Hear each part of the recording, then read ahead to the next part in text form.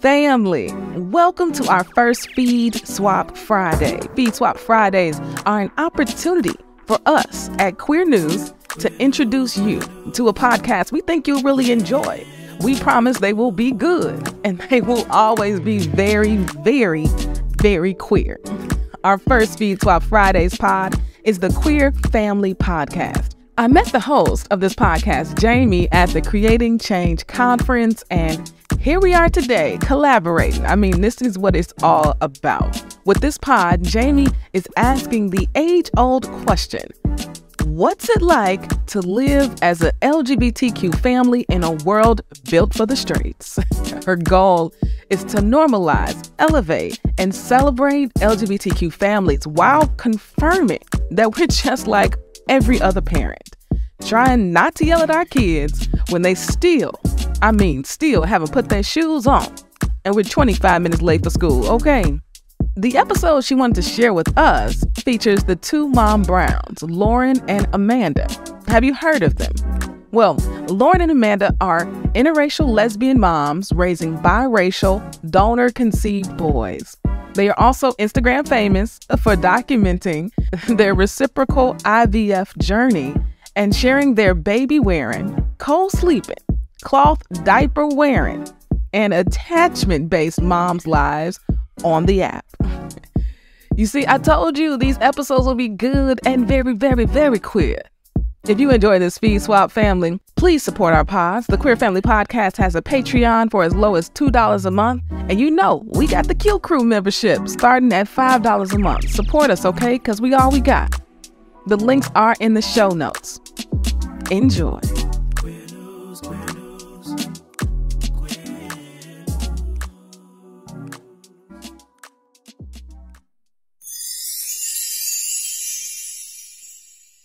The Queer Family Podcast. Love is love on the Queer Family Podcast. Love is love on the Queer Family Podcast.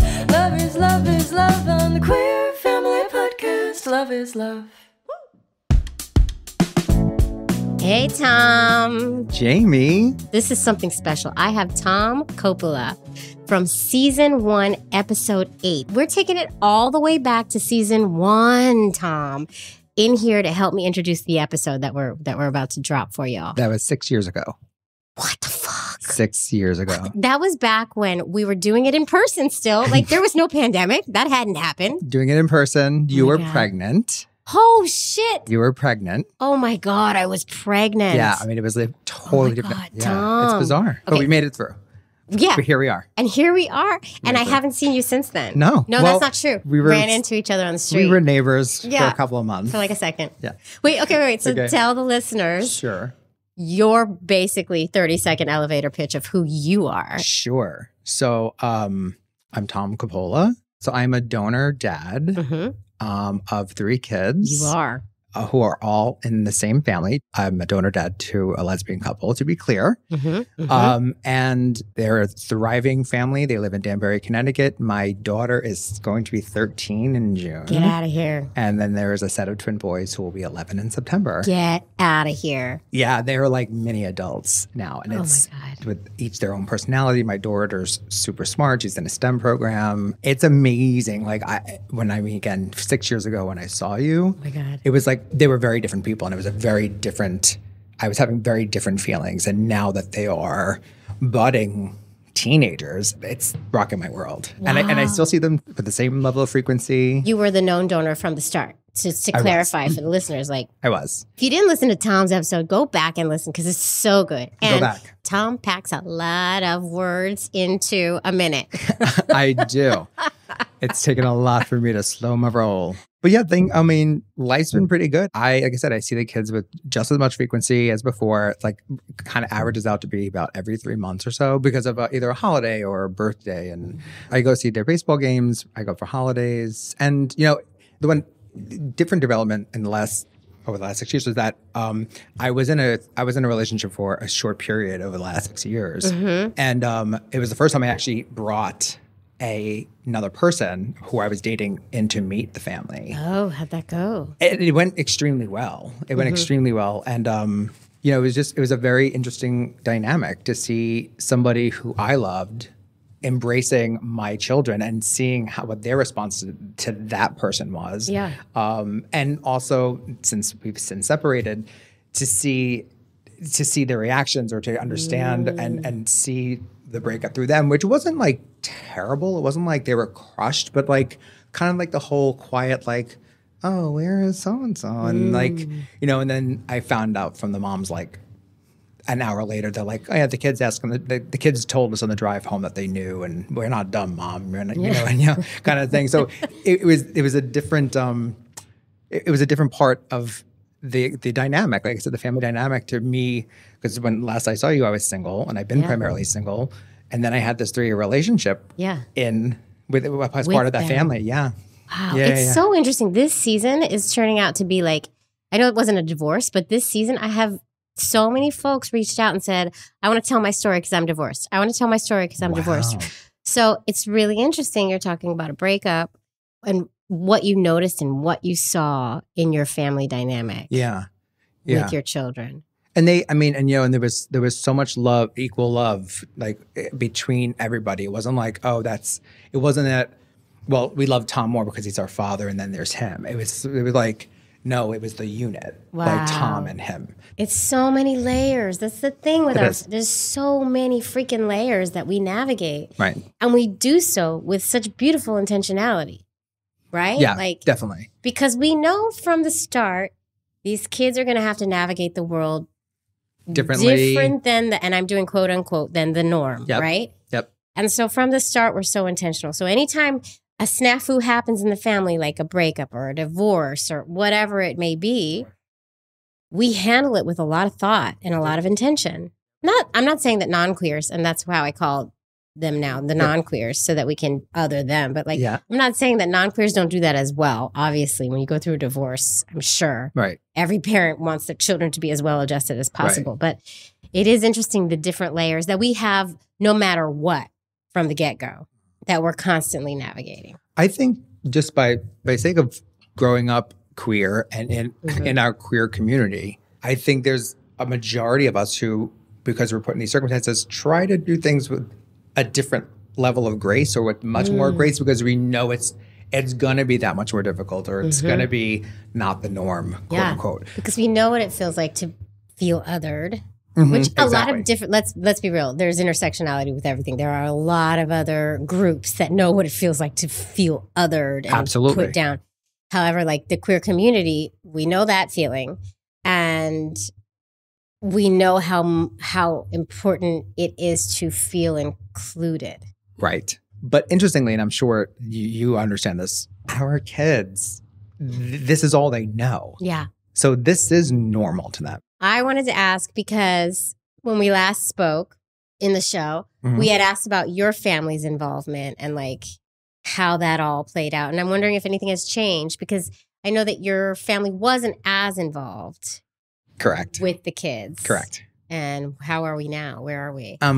We're pretty much the same. Wow, same. Okay. Yeah. I did have a little bit of a family meeting with my mom and my sisters, but it was more regarding like how I am perceived as a gay man in the family versus the kids per se. And you have a twin brother. I do have a twin brother. He's not gay. Straight, married, one boy. One boy. And then my two sisters are married with kids. And how does it feel to see your siblings' kids have a relationship with your parents and your kids don't? That's a really great question, actually. I don't let it bother me, but if I think about it long enough, it will bother me. Yeah. And I just think when I had that family meeting with my sisters, one of the things I did say, part of the conversation was, I have not made any decisions in my life based on how you all will feel to this point, and I'm certainly not going to start now. And one of the things I mentioned was, if I decide to move up to Connecticut to be closer to the kids, that's my choice because for all intents and purposes, whether you can accept it or not, that is my family. Right. And the conversation that ensued out of that was kind of made it sound like, well, the olive branch was never extended either way. Huh. Yeah. So it wasn't like that they didn't engage because they didn't want to. It was like, well, the invitation was never really extended either. Which, and it wasn't like a finger pointy. It was just kind of matter of fact that I never really thought about it that way. But maybe that was also colored with my own insecurity about how they truly felt, or could I handle it? Do you know what I'm saying? So it was a little interesting that came up out of that conversation. It hasn't changed. It's really interesting. So because I've been having something. I was vacationing with my wife in the South. We went to this beautiful, it's like a cathedral on a mountain, and there's a cross, and we went to go, it's like a sightseeing place that you go. And we go in, and of course, all the people there are taking pictures, and people are asking, you want me to take your picture? And when we got down to where the people take the pictures, nobody asked us to take a picture, but I didn't think anything, that's fine. There are reasons for not asking us to take our picture. Could be a myriad of things. Hold on. People didn't ask if you wanted them to take your photo as a family, or for you to take their photo? No, for them to take out. Because we saw other people being like, hey, you want me to take your family photo? Got it. Nobody asked extended us. themselves that way. But Got it. Whatever. That could be a myriad of reasons that have nothing to do with the gay thing. Totally. That wasn't the thing. But I said in the picture, I showed that because me and my wife, we each took separate photos with the kids. Both of us instinctively, without even talking or looking at each other, knew we're not asking any of these people to take our photo. We're not asking. Wow. And I've been thinking a lot about it because it got some a lot of traction on TikTok. And some people got the wrong message. I was saying, these people didn't want to take our picture because we're gay. That's not what I was saying. But then also other people are commenting I get it. I do the same thing. When I'm at Disney or when I'm in Florida, we don't take family photos together. We bring a tripod. We don't ask people because you just never know. And that's what I'm getting at. It's this internalized fear of the way people are going to react to you in these different situations. And for me in that moment, and my wife in that moment, it was we're not asking these people because we don't want them to question our family, and we don't want to have to deal with it in front of our kids. Yeah. And we don't even want to have to, so, hey, it's so nice to have Auntie and Mommy here, and then have to say, because we have to, because our kids are watching and listening, we have to say, oh, no, we're not sisters, we're married, and these are our kids, because they're watching. Right. We don't want to have that situation. Right. But isn't it also shitty that people have to even extend to that far? Just be we just asked you to take our photo, not to comment on who we are. And and I bet you anything, nobody would have ever questioned us. But this is why I'm tying it to you, because it's that feeling of that we have on the inside, call it internalized homophobia, call it whatever, but the feeling of fear and shame that we have of outsiders or even people we love saying things to us that aren't going to feel good. Interesting. Just to kind of piggyback on that, one of the reasons why I'm so happy that you asked me to co-host is because outside of my outside world, life, friends, work, everybody knows I'm gay. Yeah. The first time I ever sat at a mic and said, I'm gay, blah, blah, blah, blah, blah, blah, blah, blah, was your podcast. Oh. People know, my family know. But that's why I was this kind of gives me the opportunity to sort of shed that, quote, shame, which I hate to say that word because I'm not shameful of it. No, of course, we're living loud I'm 50 and years proud. old. But it's a matter of it helps me sort of destigmatize myself. Yes. Yes. So that's why I was oh my God, I want that opportunity again. Oh, I'm so happy to hear this because it's cathartic. It really is cathartic. It is. Let's get into the, okay. Yes, let's This is ridiculous because the guests that are coming, I've been so excited. I've been so excited to share. This is the two Mom Browns from Instagram. They are Instagram influencers. They are gorgeous human beings, and their children are freaking gorgeous. They're this interracial couple. They documented their entire reciprocal IVF journey. And it was not an easy journey. No, it was not. It really, really wasn't. I remember when I listened to the episode, I was whoa. Yeah. It was. They had some serious bumps in the road. And, they talk about how they met, which is fun. Insider info if you follow them on Insta. Right. And how they decided to make their family, because that's always interesting conversations. And of course, how it all pans out with two moms and two boys under 2. They're interracial, so how that all pans out. We cover it all. We cover it all in this episode. Especially at the very beginning when they were trying those experiences that they had. And I don't want to give it away, no spoilers. No spoilers. No spoilers. But it was, it was I was at the gym when I was listening to it and I was like, oh my God, oh my God, oh my God. And you just kind of, it was you're really taken on that emotional roller coaster with them, I think. Yeah. And we get some insider information in the end where they talk about if they want more kids and something else too. Something else, but I'm not going to spoil that. All right. Without further ado, it's time for us to tell Helen and Beulah, our lovely assistants who are totally in the room with us, right, Tom? There they are. Hey, Helen. Beulah, what's going on? What's up, Beulah? 2 Mom Browns? 2 Mom Browns. Let's roll. Let's roll that tape. Helen and Beulah, roll that tape. The Queer Family Podcast. Wait, Helen, stop. Before you roll that tape, I need to mention one thing. I have to mention Patreon. If you all like this show and you want to keep hearing these super important LGBTQIA plus family stories, you can help. You can join my Patreon community. I've got various tiers on the page starting at just $2 a month. You're going to do a good thing and you're going to get bonus content like videos of most episodes dropped a day early, crazy behind the scenes shenanigans of yours truly trying to get it together, and anything else I can think of to keep you all entertained and engaged. You're just going to head to patreon.com/The Queer Family Podcast to join. And a huge, huge, huge, huge, huge thank you to all you Patreons who are already supporting this show. It means the world to me. I couldn't do it without you. Thank you so much. Okay. All right. Helen and Beulah, please roll that tape. Love is love.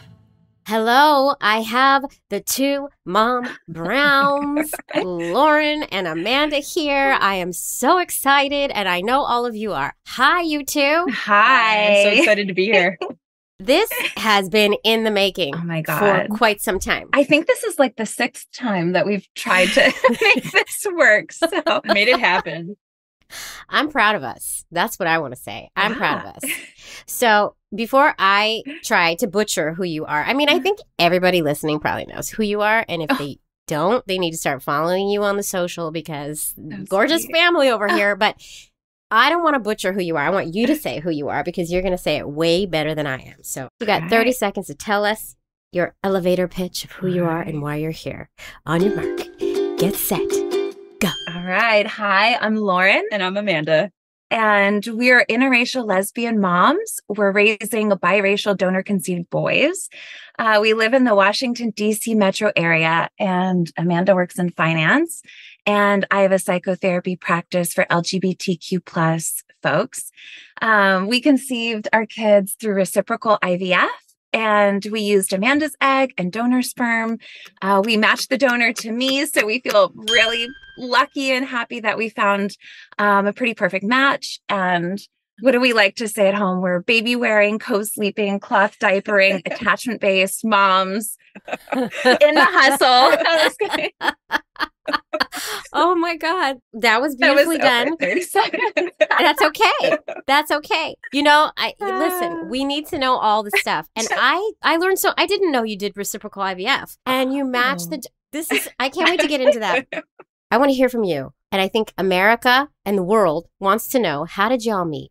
Take it back. Take us back. Oh my goodness. Go ahead. Me to start? I love your version better. I'll chime in. Okay. It was the day after Christmas in DC. I had recently moved to the area a few months before.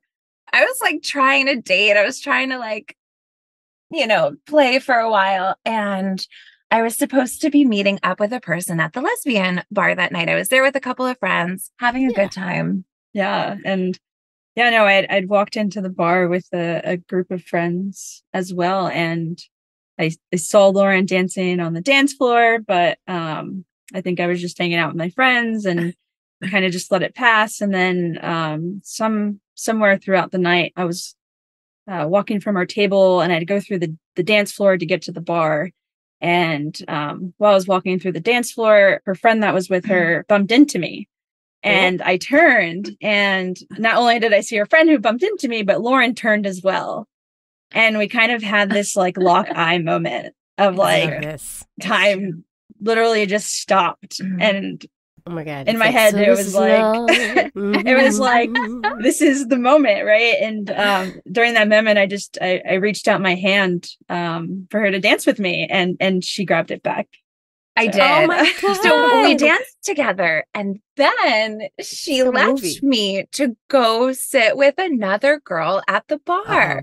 Yeah, no, it was with a friend, and I was kind of just clarifying that, it wasn't going to be more than just a friendship with that person. Because it was a done deal. Yeah. Because y'all, you hauled it on the dance floor. It was so fun. We had a blast dancing together, but We she did. like only would dance with me for like one song and then leave. It was just like hilarious. I think we started texting right away. Yeah. And it was the then next day. I think I had offered to go on a date later that week, and Lauren No, was like, the weekend. No. You said, how about this weekend? Because keep in mind, it was the day after Christmas. So it's about to be like New Year's, Oh, right. Yeah. and like nobody works between Christmas and New Year's. And why are you asking me to go out on a date on the weekend? It's a holiday. We have all this time. Yeah. Clock's ticking. We're lesbians here. Yes. So did we go out that Tuesday? Yes. And I was like, how about, Taco Tuesday? We did, and we had tacos and ping pong, and we kind of met with each other and literally just sat at the table across from each other, and just, it felt like we had known each other, but we obviously didn't know each other. It's kind of one of those moments, kind of just That's like the crazy. connection that we have together. Yeah. Wow. How long before you like took the next step in the relationship? So then I think we started officially dating 2 weeks later. Yep. And then Mhm. we moved in Mhm. together like 10 months later. Yeah, when so my I think it was a lease- year. Yeah. It was And about then we a moved year. in. Yeah. Yeah. All right. Yeah. We were engaged for a year and a half before we got married. Okay. Now, pretty long time. when it's that's a long time in lesbian lives, That's what we think. lesbian years. So you hauled the very beginning, and then you slow hauled it, right? That is true. We did. We always joke that like lesbian relationships travel like 3 times the pace of straight relationships. Yeah. It's So- like dog years. Yeah, dog years. It's like we've been together 15 years, but really that's 60 in lesbian years. Exactly. Oh my God. Okay, so when did the social media, because you're really popular on social, you're gorgeous So individuals, your children are gorgeous. When did all of that, how did that come about? Because I'm still trying to crack the code here. Well, first of all, that's really, really generous. We No. we thank you. And it really ties in a lot to our trying to conceive journey. Oh, good. So let's go there. yeah. Yes. When Amanda and I were like very newly together, we both wanted children, and I feel like we tend to have those conversations earlier in relationships, very freely. I think so. The gay people that I know. Yeah, we were super intentional. That we do. Yeah. So yeah, I think, having biological children is something that I always hoped for. I didn't necessarily see myself carrying those children. Mhm. So I don't think I really knew how that was going to happen until we kind of put us together. And I don't want to speak for you if Yeah. you want to. Yeah. And I had just always wanted the experience of being pregnant and Uh-huh. having babies. Like I remember this dream vividly when I was 9 years old. I was 9 and I dreamed that I was pregnant and I could feel a baby move inside of me. And like, it's just weird. Like there was nothing like sexual going on in my life at that No. time. It was literally just like this, dream that I had of like a desire, Mhm. So I just really wanted to be pregnant. I wanted to breastfeed. I honestly had never really like thought about like needing a biological child. And it's funny because before Amanda, I had wanted to donate my eggs. Like I Huh. just love the idea of helping, giving, like Paying it forward. yeah, exactly. And we have more to say about that one too, which is kind of exciting and interesting. Ooh. But I couldn't donate my eggs because of several family genetic conditions. So Oh. I was sad about that. But I didn't go so far as to think like, oh, I don't want biological children of my own because of these genetic markers. Mhm. But when Amanda came into the picture, it just made sense. And Yeah. and we're like, we're going to use Amanda's egg and I'm going to carry. And it's amazing. And nobody's done this before. And we invented this really cool thing. Yeah, we didn't know there was a name for it. We literally thought we were inventing something. Like, You're we're not the so only- smart. You are so not the only couple I've talked to who thought they invented it as well. Really? It's like That's hilarious. we all think we invented this idea, which is, I mean, it's amazing that it actually exists, right? It felt just like so perfect, you know, like Yeah. the stars aligned. It And fit. so I think, I don't even know if we were married at this point, but we started calling around to area fertility clinics because we wanted to get an idea of how much it would cost. Mhm. So I actually got an IVF nurse on the phone, which is like unheard of yeah. to get an actual IVF nurse on a phone at a, you know, fertility clinic. Yeah, But you can't even talk to people nowadays. You got to download their know. app and then you yeah, got to write a message. Yeah, there's no talking. yes, it's so true. It's so true. And it was the fertility clinic that we ended up going with. And she was like, oh yeah, what you guys want to do is called reciprocal IVF. And we're like, wait, okay, you know, and we were totally fine that we didn't invent the term, but we got really excited because we found a whole network of people doing reciprocal IVF on social media. Oh, Like that it was just like a world had been opened to us. Huh. And so we started following other people who were doing reciprocal IVF, you know, hashtag RIVF, hashtag reciprocal IVF, you know, I mean, we were and just, that's how you found them. You just did, Yeah. you searched hashtag RIVF. yeah, Wow. And was it mostly queer couples? yeah, all lesbian Yeah. couples. Wow. And even some interracial couples that we were finding. I mean, it was just really amazing. Yeah. And we learned so much. And then, you know, pretty soon we started into our process. And what we were seeing was really like, even though we had stars in our eyes about how like our fertility journey would go, I think that we did get a realistic perspective Right. from looking at these other couples who were experiencing, you know, loss and, you know, not as many embryos forming as they wanted. And, you know, we just learned a lot. Yep. Right. Absolutely. Right. Because you put so much money into it. Yeah. And sometimes, many times, Yes. you don't get a good outcome. And that can be really tough, especially if you Yeah. only have enough for one try. Yeah. Exactly. Exactly. So we Yeah. started on our process. Amanda was gearing up to do a stimulation cycle, and I was getting ready for a transfer. I don't know if you want to say anything about that. This is our dynamic, right? I end up talking, and Amanda's just like, yeah, that's right. No, I love it. We're getting behind the scenes. She tells me when I'm like wrong, though. Don't worry. no, I love everything you're saying. Usually with my wife and I, it's, I was gonna get to that. Like that's how we do. So we started our own fertility journey, and like Lauren said, I stemmed.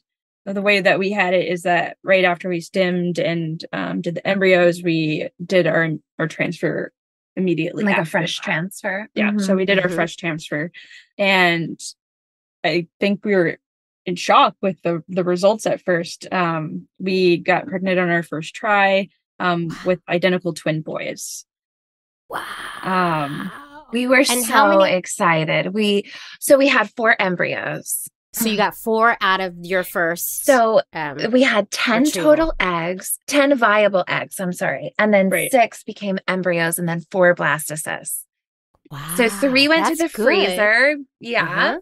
Did And the then- transfer with the one, hmm and then I think we were just grappling with being twin moms. We were so excited. we were Amanda so was excited. like, I was in shock a little bit. Amanda Yeah, was like, I- 2 college tuitions at the same time. Like, Where we go, being intentional. But the one embryo split to 2. Yeah. We did. So Wow. we did sneak peek and we learned that they were boys, you know, they were identical. So, you know, the one sex is the same for the other. Yep. But we really, we had a really, really hard time when we learned that we had a miscarriage. We had graduated from our fertility clinic. It was our first appointment at the OB. And we go in, you know, for a routine appointment. I'm thinking, oh, you know, I'm like almost 11 weeks. I'm out of the first, almost like coming to the end of the first Oh. trimester. And we go in there and they couldn't find the babies on either. the first scan. Mm. And so we had to go in for a vaginal scan, and it was traumatizing, you know. It was. And the people that we interfaced with didn't really know the right things to say. This was our first Um, time meeting them, and and I didn't know that could happen. We didn't know that, right? You didn't know that a no, that was the miscarriage first could happen. time we learned about a miscarriage. Yeah. A miscarriage. Mhm. Yeah. So it's like I didn't bleed, but my body would continue to recognize that I was pregnant, but the babies were no longer had beating hearts.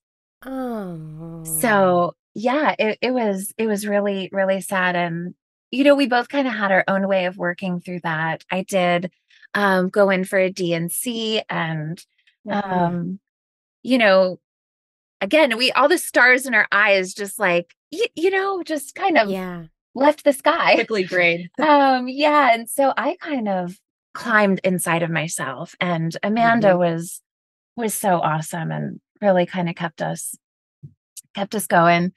But like, we wanted to get pregnant as soon as possible. And I think that part of that was my own coping. I was like, not that pregnancy replaces a previous loss, but I just wanted to be pregnant. Yeah. Yeah. We were prepared to keep going. Yeah. Yeah. Queer Family Podcast. Love is love. All right, folks, if you're listening to this here podcast, chances are you might be gearing up to make a queer family of your own. And if that is one of your goals for this year, you might want to take control of your credit card debt first, because as we know, these queer babies are expensive. They cost us some money sometimes. So what you want to do is pay off your credit cards faster, possibly with a low fixed rate loan from Lightstream. And Lightstream makes the process really, really simple. A credit card consolidation loan from Lightstream can help you pay off your credit cards and lock in a low fixed interest rate. Rates start at 7.99% APR with autopay and excellent credit. Plus, the rate is fixed, so it will never go up over the life of the loan. I love that. And Lightstream believes that people with good credit deserve a better loan experience, and that's exactly what they deliver. So if you're someone who this sounds like you, maybe this is something you might want to do. Let's get those gay babies. I mean, not that they're gay, but you know what I mean. You know what I mean? And just for my listeners, apply now to get a special interest rate discount and save even more. The only way to get this discount is to go to lightstream.com/OCT. That's lightstream.com/OCT. Subject to credit approval. Rates range from 7.99% APR to 23.99% APR and include a 0.5% autopay discount. Lowest rate requires excellent credit. Terms and conditions apply, and offers are subject to change without notice. Visit lightstream.com/OCT for more information. Go make those queer babies. I mean, they're not queer. We know that, but not yet, at least.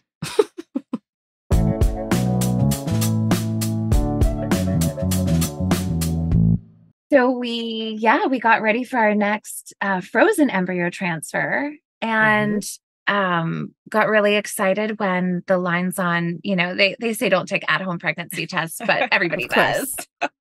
Yeah, like constantly. The amount of money I have spent on pregnancy tests is ridiculous. Yeah, right, exactly. And they're like, just come in for blood work. And you're like, okay. Yeah, right. But maybe this next experience should tell us why they say that. But so we started getting faint positives. They got darker positives. And then all of a sudden they got faint again. So that by the time I went in to get blood work, by the time I went in for blood work, it was negative. But I was like, God, it was a chemical pregnancy. And oh my God, are you kidding me? It was so heartbreaking after what we had already went through. Yeah. And so we went to, talking with our doctor at the time, who was just incredible. He was like, I really believe that the two situations that you guys had, they were outliers, like having a mono twin pregnancy. So the babies are in the same sac. Mm-hmm. Right. And that is one of the highest risk pregnancy. We didn't know any of this stuff. We had to learn this along the way, but we learned that is one of the most highest risk pregnancies. And so he was like, that, it's sad, but okay, that was a high risk situation. And secondly, we did not test your embryos. And so a chemical pregnancy does happen on occasion. So they Right. said, why don't we do a fertility workup just to make sure there's nothing else going on? Mhm. And I think he did that really for our minds to put us at ease. Yeah. I I really agree with think that. that. Yeah. Our team was so fantastic. That's great to hear. It's not always the case. Yeah. Not always the case, right? Yes. So that's wonderful to hear. Yeah. But they did this fertility workup. Nothing was, wrong. And they were like, all right, we could take your embryos out of the freezer. We can retest them, but there's always a chance of losing some along the way. We only had 2 at this point. So we were like, all right, after this, we're going to get ready to cycle again as soon as possible. We missed a cycle there while we were doing all that test. So we were getting ready for the next one. Yep. And, I had been really strict about what I was eating, no drinking, all of this stuff. But I think with that 3rd transfer, I was just like, fuck it. But that's the time that worked, huh? Then came Judah. Yeah. So we got pregnant with Judah. And, it was amazing. I just never quite felt like we were out of the weeds. Amanda was so confident. She's so grounding in so many ways to me. But I was so anxious my whole pregnancy with him. And really, I think probably until 24 weeks, we had done an anatomy scan. We had done our fetal echocardiogram, which is I guess routine IVF pregnancies. And I was like, okay, do you think I can relax? Do you think, I've reached viability? We're good, and I still couldn't totally take a breath, but I think that we really were able to sink into a little more relaxation. Yeah. Right. And it's understanding you suffered 2 losses. Yeah. Yeah. So we decided to open up our Instagram, and it was actually my Instagram. And I just decided to deprivatize it after we announced that we were pregnant with Judah. I think it was around 15 or 16 weeks, kind of just in an effort to be visible, Right. all of these other couples have helped us so much just by nature of sharing their lives with us.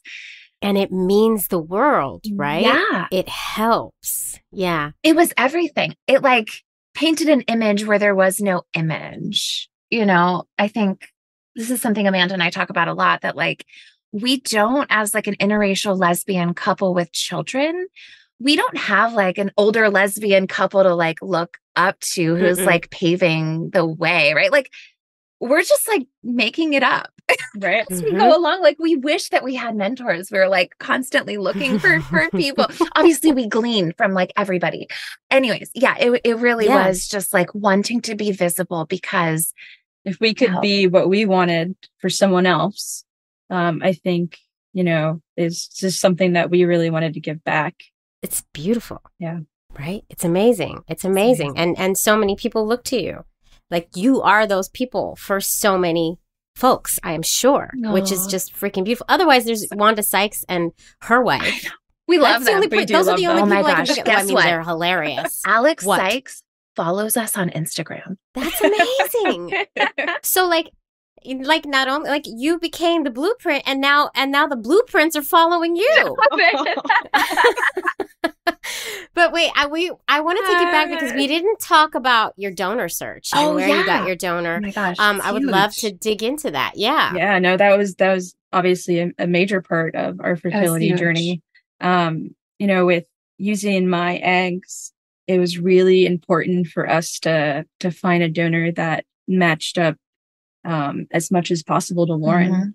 Lauren's genetics, personality, degree, really just as close as we could find. And we looked at one sperm bank and we didn't find anything, and we ended up looking at another one and found the perfect match. We did. Wow. Backtrack a little bit. I had a family member who offered to be a donor, and I think it was not something that our journey had thought about. Yeah. We've come a long way on our awareness of what it is to raise donor conceived children. And it's even now part of the work that I do as a therapist, but I think at this point we had just never really considered that. A known donor, and especially a donor that is actually related to you. Right. Right. But I think the hang up on that really was my genetic markers kind of thing. Mm-hmm. But again, like Amanda said, the second sperm bank that we looked at, so we were, obviously profiled for my like characteristics and stuff, but we also wanted somebody who kind of like imbibed me, had a similar personality or had a similar career. And hard to find especially with what you're given at these banks, right? So you're maybe getting an audio of them speaking. You're maybe getting like an essay. Yeah. You're getting some childhood photos, maybe some adult photos, but like really hard. I mean, the more criteria you have, the harder it gets. That's why I call it the search for Superman, Yeah, that's true. So you ended up finding someone. Yeah, we found the guy. Our donor did not have adult pictures, had only like child pictures. And we decided that we were okay with that because we decided that the older you get, the more you basically just look like however well you take care of yourself. Like, yeah, I mean, even even if you have good genetics, if you don't take care of yourself, you're not gonna look great. Right. Childhood photos are probably the purest form. They're the cutest. Yeah. I mean, but a lot of times all you have to go by is those childhood photos. Can I ask, did you go for a open ID or a closed ID and your thoughts behind it? Yeah. So it was really important to us to have a donor who was open ID. I think that concept, again, we've grown so much in our awareness and understanding, but I think at the time, like we didn't know what role the donor would play in our kid's life, but we knew that answers were better than no answers. Right. And even I will say at first, we took a while to connect with donor siblings, kind of for the same reason, because we're like, okay, like we'll follow our kids' lead. But the more that we listened to donor conceived people, we were like, no, like what donor conceived people we are saying, like our kids, are going to be saying is like, no, we should have had this information up front, like you can't follow our lead when we're 2, 3, like, no, we want this information. And so we went ahead and connected with some donor siblings and, it's been so much fun. I think, now we're kind making of those connections, jumping around, but we just have grown so much in this process. I'm sure. And for everybody at home who's listening about the donor conceived person's conversation, like you have a very strong presence online and you're very open. And there is a strong adult donor conceived person's presence online who feel very strongly about more regulations when it comes to donors and making sure that there are no secrets, which luckily with our queer families, we usually are very open and honest with our donor conceived children about where they come from and try to give all the info. But there are a lot of extra nuances with this conversation. And when you're open on social media in the public and you're talking about donor conception, it's tough. These conversations end up coming to you, and you learn a lot. Yeah, and I've learned a lot as well. And of course, and we always say on the show, be like the best thing you can do is be completely upfront and open and honest because we have to use donors. Yes, we have to, right? So it's visible, exactly, and we have to talk about it because it's visible. But we have to make sure that we're intentional and we're open and honest with the children we create. Yes. And if we have the options of knowing more folks, as hard as that may be for some, more is always better. Yeah. Right. Absolutely. So we're on that 100%. Yeah. So then Judah came. Should we jump back to that story? Sure. Yeah. Listen, this is how we do. We just jump. We do the thing. So he turned 2 in December. And he came really late. He was crazy in my belly, like literally would throw my stomach from side to side. Oh, Jonah. He's been lit since day one. So literally when we went in for his embryo transfer, I said, how does the embryo look? And she said, oh my gosh, it looks amazing. It's like already expanding out of the shell because it was a frozen embryo transfer. She's like, it's already expanding out of the shell, just raring to go. Oh, and there it is. Okay. Raring to go has literally been Judah's lifeline. Like he's such a blast. He's so excited about life. Oh. He started walking at 7 months. Oh my God, same. Our daughter, raring to go. Yeah. Same Oh situation. my God. Maybe we both found Superman donors. Oh my God. So Jonah comes, ball of energy. And then number 2, like, so Oh my gosh. you have 2 embryos left at this point? So or- we had one. So we had one. Yeah. After Judah, yeah.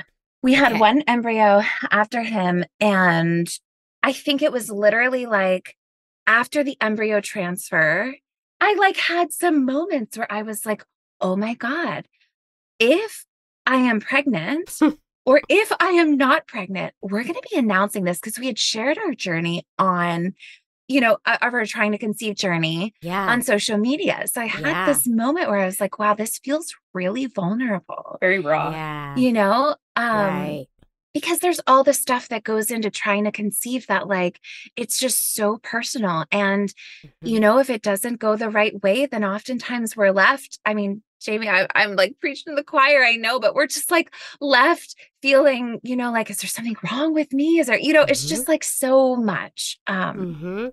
So I think, when we did get positives on our pregnancy test, we started getting really excited. And then, of Yeah. course, vulnerable, because we know what early positives can indicate. Mm. But we were committed to sharing that, which was really rewarding. And like, we just so much love the people who follow us, who are like invested in our lives family. too, and our family. And, Yeah. it was just so beautiful to feel. It was weird. What like started as like us wanting to be visible and like give back, we just, through our pregnancy and even now through our lives, like we feel like the tables have turned, like people are like encouraging us and loving on us. And, Yeah. it's just, It definitely it's goes so both beautiful. ways. It's a community. It's a You've built a community. community. Yeah. we Really just feel special. really lucky. Yeah. Yeah. I do have one more question for you, though, because this is something that I think about a lot. I have a daughter who's 9, I have a son who's 5. What's it like for you? You got 2 boys. You got 2 boys and you are 2 moms. Yeah. I try not to speak in gender or think about gender, and we're not raising our children, with these overt gender roles, obviously, because we're not that way. But how's that going? Did you have any emotions like I did, or were you way better than me from the start? Don't say that. I think either way for me was going to be great. I do identify as a lesbian, but I am definitely androgynous presenting. I've been wearing men's clothes since middle school. And so I think for me, boys is like just natural. Right. Yeah, it's an easy thing for me to just kind of go with. Do you want to talk about your journey? Yeah, no, my mom is so funny, because I'm like, maybe I tried to not remember this, but my mom is like, remember when you used to say you were only going to be a girl mom and not a boy mom? I'm like, did I say That's that? literally me. That's totally me. And so I think that it was like those weeks that we were expecting to raise identical twin boys are the weeks that I fell in love with being a boy mom. Like, I just like fell head over heels in love with the idea. I fell head over heels in love with the idea of 2 boys. It's like, I don't even know. No, seriously, I don't know why the universe brought back 2 boys to us. Like, Oh my God. I'm not saying that they're reincarnated, because like they all existed at the same time. But like, I just feel like our hearts made them come to us. Oh my God. That I'm crying over here. That's beautiful. Jeez. We say boys a lot, but we're also like, gender doesn't matter at all, and we tell Judah even all the time, we're like, hey, if you ever feel like you're a girl, you'll tell us, right? Like, he's 2. He's like, okay. It's like playing with my dinosaurs now. That's like me. I'm like, you can put a dress on. It's fine. Yeah. You can totally wear a dress. And he's like, ew. What we have done with gender as a society is just like outrageous. You're right. It comes up all the time for us as the presenting couple that we are, Amanda being more androgynous and me being more feminine. And, I think also there's an intersectionality with you being an African-American and being androgynous.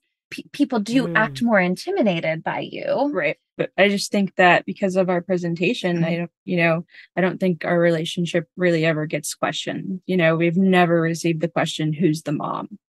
Oh, really? Mhm. Because Huh. I think when people look at us, they know that we're lesbians.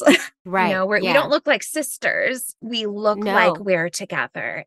Interesting. Yeah. You know, there's an intersection too with our gayness and our interracialness. You know, sometimes we're not absolutely. quite sure if people are interacting with us in a weird way. But what Amanda was saying is like, we're not like a couple that people ask like, oh, who's the mom? Or are you sisters? Or, you know, you don't get those lesbian questions Right. as much. Yeah. Right.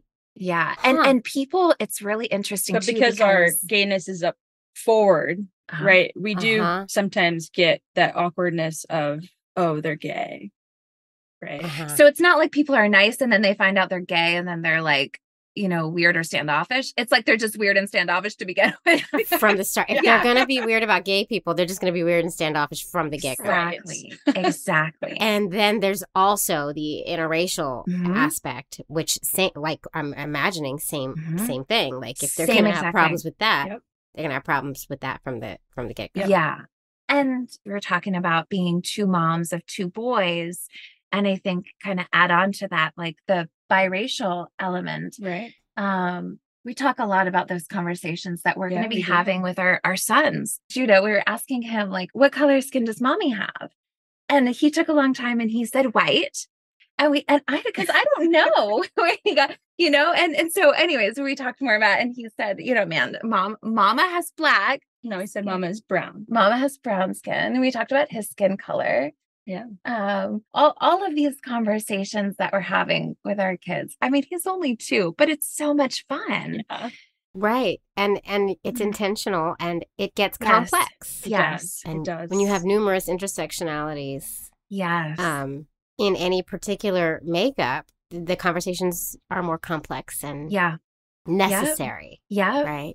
But listen, it was after we found out that Malachi was actually a boy. Mm-hmm. And Amanda, listen, like Miss like finance, like very planned and, you know, scrupulously planned.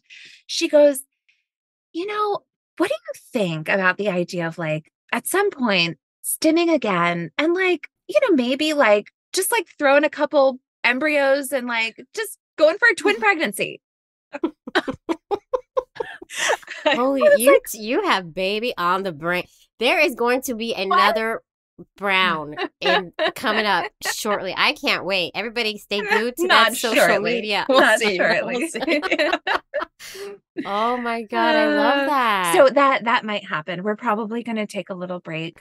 I have been thinking about being a surrogate. I wasn't able to donate my eggs, but I'm thinking about being a surrogate. Oh my God, how beautiful. Amanda is on board. Yeah, 100%. Wow. I really want to do that. And I can't do it past a certain age. Right. And depending on what the next like leg of our fertility journey looks like, you know, might as well. I love that. That is, look at you. Just pay. It's just a pay it forward episode. Look at you. Honestly, that was the idea. It was like, man, like I look at our kids and I'm like, we We're just we so look at them and thankful. we're like, Yeah, to our donor. he has made our family possible, you know, and like we would love to make somebody else's family possible too, you know? Yeah. I love this. There's going to be people like reaching out to you from this episode. Hey, I heard you want to be a surrogate. I'm kidding. I mean, I actually, that would be freaking amazing. That would be awesome. All right. Well, we're all invested. We want to know what's going on. So, I mean, where can everybody follow you so that they can keep in touch with your lives? So we're at the 2 Mom Browns on Instagram. That's it. We we don't do TikTok. We don't have time for that. No, you have 2 very small children. Yeah, we're trying to keep up on Instagram. But yes, you can find us there. We would love that. Go follow them and give them all the love because they're doing good things in the world. And we need to highlight all of us queer folks who are raising the bar and raising our lives up. So I really appreciate you two. Thank you so much for coming in to chat. It means the world. Yeah, we've loved it. It's so fun. Queer Family Podcast. Love is love. Well, folks, I really hope you enjoyed that episode. I know I did. What a good story. But The conversation is not over, folks. Be sure you're following the show on all the socials. We're on Instagram, TikTok, Facebook, Twitter, and YouTube at the Queer Family Podcast. You're going to get photos of all the guests there, some videos, and just, all around fun from yours truly. Who doesn't want that? Don't miss out. You don't want FOMO. Nobody wants FOMO. And don't forget to join me on Patreon to help me create this super important queer content. You're going to head to patreon.com/the Queer Family Podcast to sign up and get that bonus content. And one more thing, if you love this show and want to represent your love for us and our beautiful families, you need to head to our shop and get some Queer Family Podcast merchandise. We've got so many designs, and you can put these designs on any product in the store. We've got t-shirts, mugs, hoodies, notebooks, face masks, laptop cases. You're just going to go to tpublic.com and search for the Queer Family Podcast. Or you can find the shop on our website at thequeerfamilypodcast.com. There's so many ways, so many ways. All right, folks, that's it for this week. Tune back in next week for another episode all about family, but with gay. If you enjoyed what you hear, rate and review us inside your favorite podcasting app. This podcast is a production of E3 Radio, your #1 queer radio station playing queer music and reporting on queer news in high rotation.